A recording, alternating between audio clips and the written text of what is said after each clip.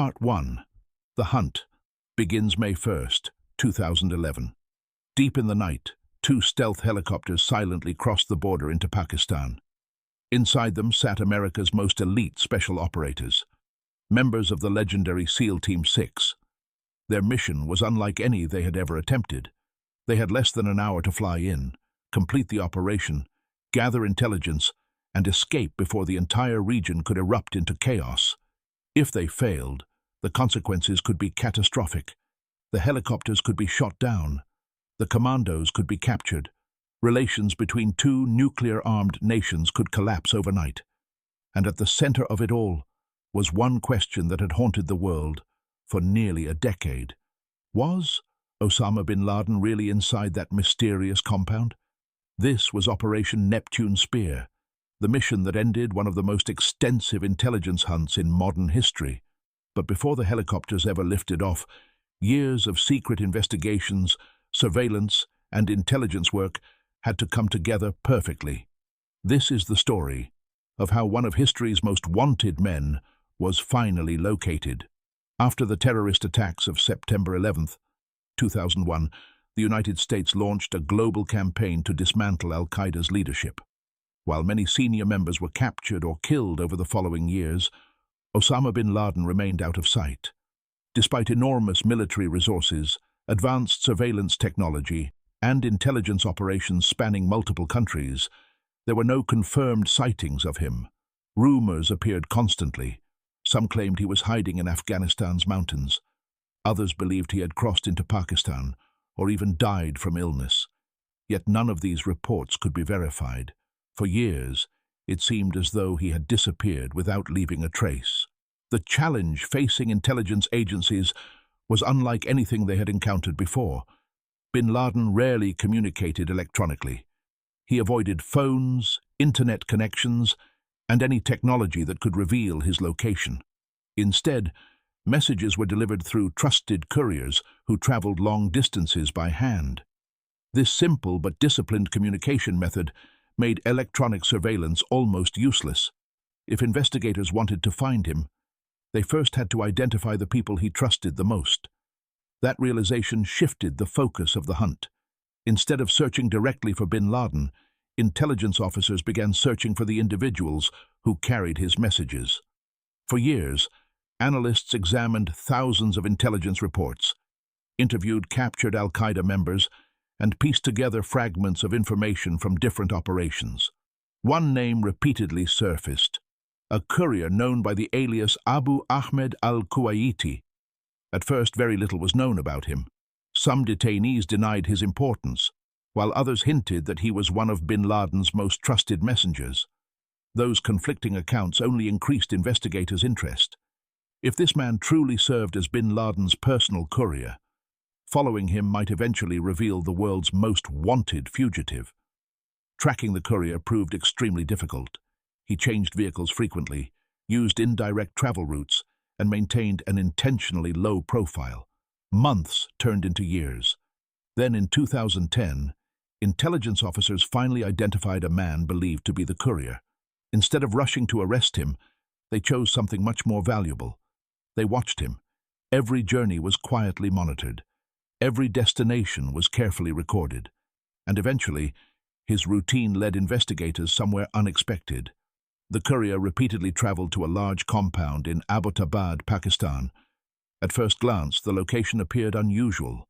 The property stood out from neighboring homes in several important ways. It was surrounded by unusually high security walls. Access was tightly controlled. Balconies included privacy barriers. Instead of placing trash outside for collection, residents reportedly burned it within the compound. There were no visible internet or telephone connections. For intelligence analysts, these details raised immediate questions. Why would an ordinary family need such extraordinary security? Even more intriguing was the location itself.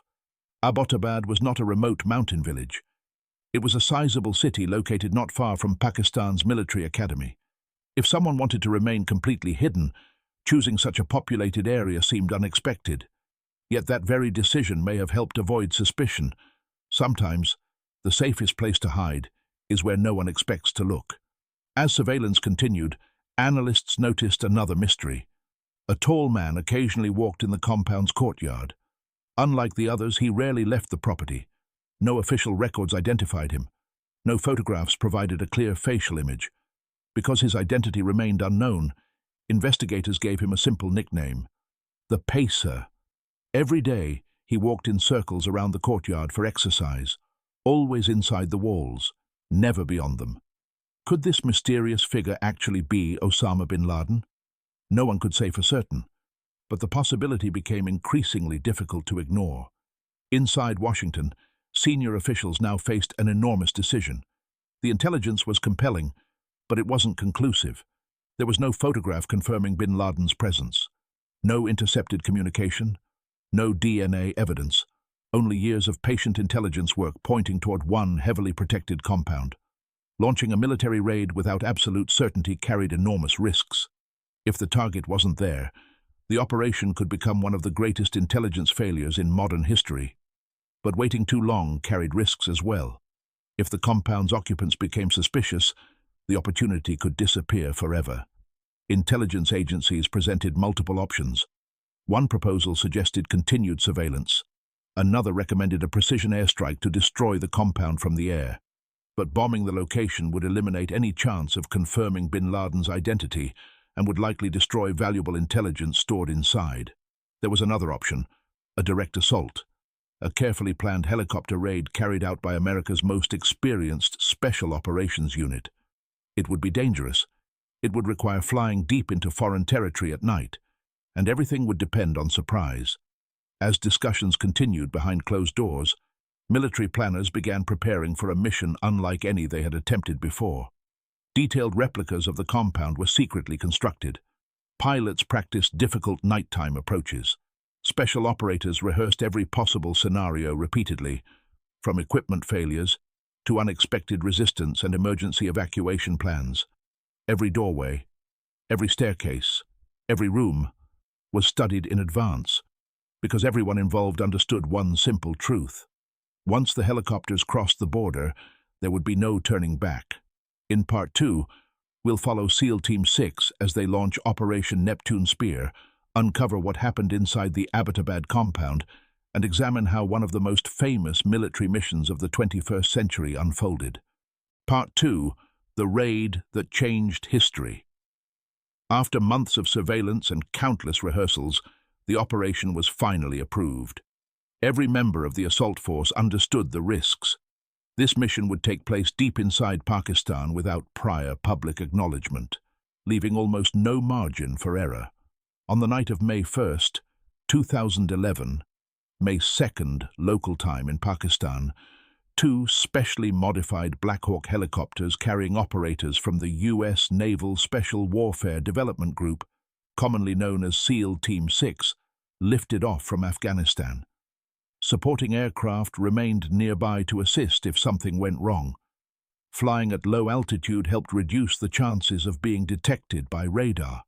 Radio communications were kept to a minimum. Inside the helicopters, the operators made their final equipment checks. Years of intelligence work had led to this single flight.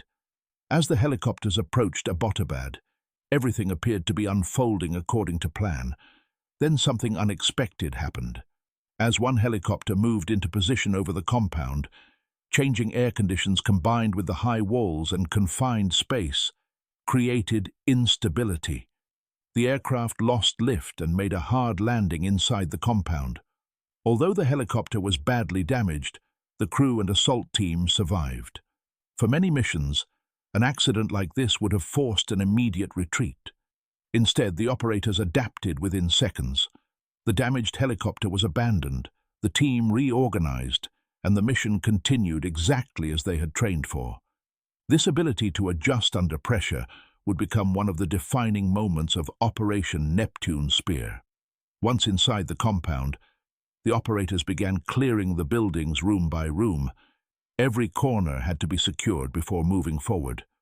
The objective was simple, but extremely difficult: identify the target, protect the team, and collect as much intelligence as possible. Time was critical. The longer they remained inside Pakistan, the greater the risk that local security forces could respond or that the operation would be compromised. Moving through the compound required discipline and precision. Every doorway represented an unknown. Every floor had to be searched carefully. Eventually, the team reached the upper level of the main building. There, they encountered the man they believed to be Osama Bin Laden. According to official U.S. accounts, he was shot during the operation after the operators assessed him as a threat during the encounter. The mission's objective had been achieved. After confirming his identity as thoroughly as possible on site, the team immediately shifted focus. The operation wasn't only about one individual. The compound itself contained years' worth of potential intelligence. Operators gathered computers, hard drives, handwritten notes, storage devices, documents, and digital media before leaving. Intelligence officials later described this collection as one of the most valuable caches recovered during the campaign against Al-Qaeda. These materials helped investigators better understand the organization's communications, leadership, and future plans. Meanwhile, another challenge remained. The damaged helicopter could not be left behind. Its advanced technology was considered highly sensitive. Before departing, the team destroyed much of the aircraft, using explosives to prevent key components from being recovered. The explosion echoed through Abbottabad, drawing attention throughout the area. Within minutes, the operators boarded the remaining helicopters, along with the recovered intelligence and Bin Laden's body, and departed Pakistan. From the moment the helicopters entered Pakistani airspace until they left, the mission had lasted roughly 40 minutes. Back in Washington, officials monitoring the operation from the White House Situation Room received confirmation that the team was safely leaving the target area. Later that day, President Barack Obama addressed the nation. He announced that Osama bin Laden had been located and killed during the operation carried out by U.S. forces. The announcement quickly became one of the biggest international news stories of the decade. Around the world, reactions were immediate. Many viewed the mission as the conclusion of a nearly 10-year effort to locate the leader of Al-Qaeda following the September 11th attacks. Others focused on the complex legal, diplomatic, and geopolitical questions surrounding the operation. The raid also highlighted the remarkable coordination required between intelligence agencies, military planners, aviation specialists, analysts, and special operations forces. No single piece of information solved the mystery. Instead, thousands of separate intelligence fragments collected over many years gradually revealed the location of one heavily guarded compound. Operation Neptune Spear also became a case study in modern special operations. Detailed planning, realistic rehearsals, adaptability under pressure, rapid decision-making, and teamwork under extreme conditions. Military academies and defense analysts continue to study the operation, not only because of its historical significance, but also because of the lessons it offers in intelligence integration, mission planning, and crisis management. The mission demonstrated that success often depends on years of preparation before a single helicopter ever leaves the ground. Even today, certain operational details remain classified, while historians continue to debate aspects of the mission. However, one fact remains clear. Operation Neptune Spear stands as one of the most significant counterterrorism operations of the 21st century. It brought an end to one chapter in the global campaign against Al-Qaeda, while also reminding the world that modern military operations rely not only on advanced technology, but also on patience, intelligence gathering, careful planning, and disciplined execution.